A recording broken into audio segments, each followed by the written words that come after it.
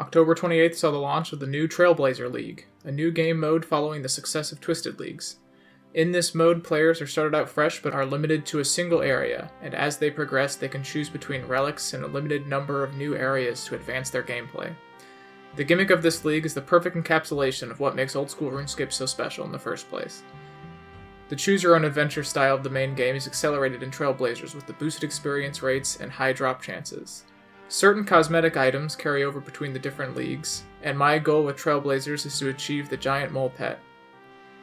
Pet drop chances are unaffected by the increased drop rates, and I want to keep my day job, so I'll need to devise a strategy that's both efficient and lazy. This is my goal for the mole.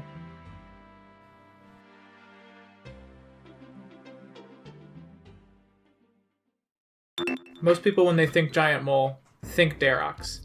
At 50% HP, the Giant Mole has a 1 in 4 chance of burrowing away and appearing somewhere else on the map. It's a unique mechanic for a game where attack speed plays such a big role in DPS, and Darox's slow speed and high max hit is perfect for this very specific gimmick.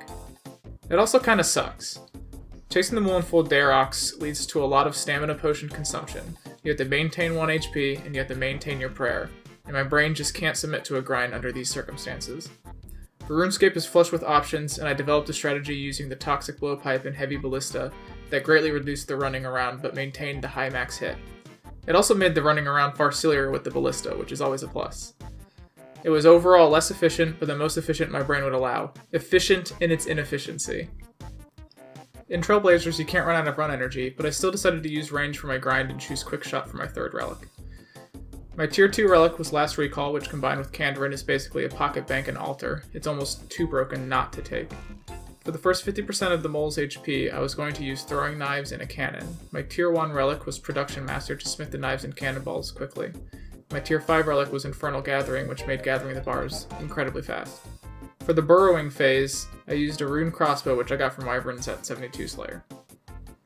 As for the gear, I decided without much research to gear up using hard clues, so my tier 4 relic was Treasure Seeker.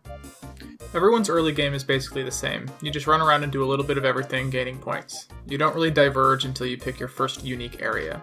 Phase 1, I rushed Asgarnia. I knew it was going to be really barren in the early game, and I wanted access to the bone crossbow for cheap range training.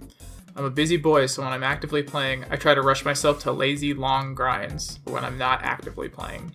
After unlocking Asgarnia, I did the silly cave goblin quest, spent everything I had on bone bolts so I could AFK at the Taverley dungeon Blue Dragons. 43 prayer took about 2 days and moved me into phase 2. Phase 2 was the gearing phase and was probably the most fun I had in Trailblazers.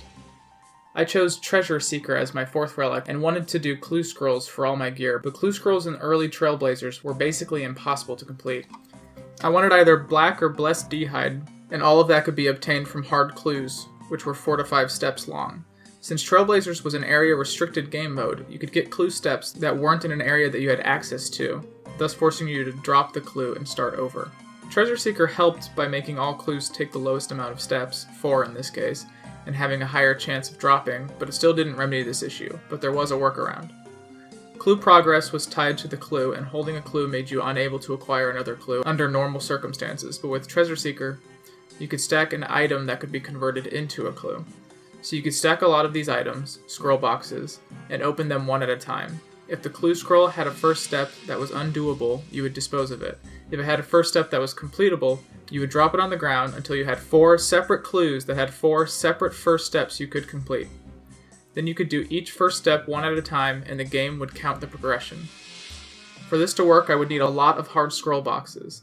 The weakest enemy that dropped hard clues were Ankus in the Stronghold of Security, so I would AFK all day there using Iron Knives and Last Recall to recharge prayer and accumulate huge stacks of clue boxes.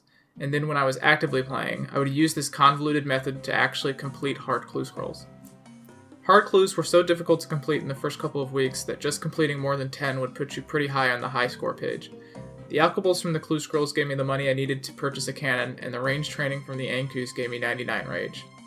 After about 3 days of grinding, I had a full set of Blessed d'hide. I then quickly grinded out 72 Slayer and 70 Fletching for the rune crossbow, and I was all ready for my big giant mole grind.